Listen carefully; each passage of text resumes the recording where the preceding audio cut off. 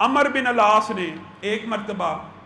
رات کو سردی تھی، بڑی ٹھنڈ پڑ رہی تھی، شدید سردی کے عالم میں اٹھے، نماز کا ٹائم ہو گیا،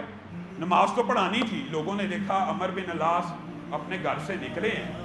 آ کے نماز پڑھانا شروع ہو گئے، وضو تو کیا نہیں، پانی کے قطرات تو نظر نہیں آ رہے، تو حضرت عمر بن العاص نے اصل میں تیمم کر کے نماز پڑھانا شروع کر دی۔ رسول اللہ صلی اللہ علیہ وسلم کی طرف بات پہنچی، رسول اللہ صلی اللہ علیہ وسلم کو اللہ نے خبر کر دی، اور رسول اللہ نے پوچھا تو حالت جنابت میں تھا؟ جی ہاں اللہ کے رسول، حالت جنابت میں تھا۔ تو تو نے غسل بھی نہیں کیا، تو نے وضو بھی نہیں کیا، تو نے لوگوں کو نماز پڑھا دی؟ ہاں اللہ کے رسول، قرآن پاک میں اللہ رب العزت نے ارشاد فرمایا ہے لا تقتلوا انفسکم،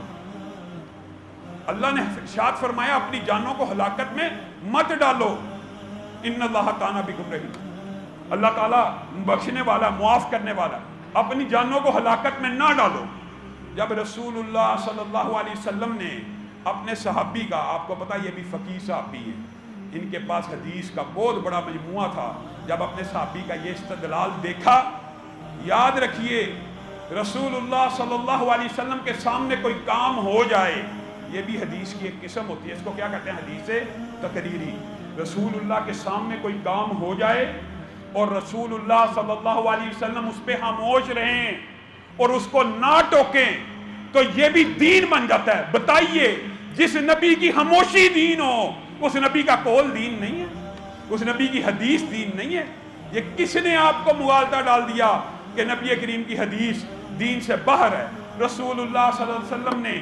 عمر بن العاص کا یہ استدلال سنا، ہنسنا شروع ہو گئے اور کچھ نہ کہا، اور فقہ اسلامیہ میں اس واقعے کے بعد یہ باب رقم کر دیا گیا ہے کہ ہاں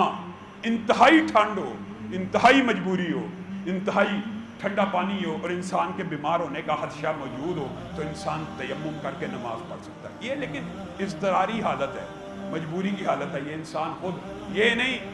کہ وضو کرنے کی صلاحیت بھی موجود ہے پھر بھی تیمم کر کے نماز پڑھتا چلا جا رہا ہے۔ یہ انسان کی نیت کا اللہ رب العزت کے ساتھ ڈائریکٹ اور براہ راست معاملہ ہے، یہ اللہ جانتا ہے اور بندہ جانتا ہے کہ وہ واقعی اس نیت سے کام کر رہا ہے۔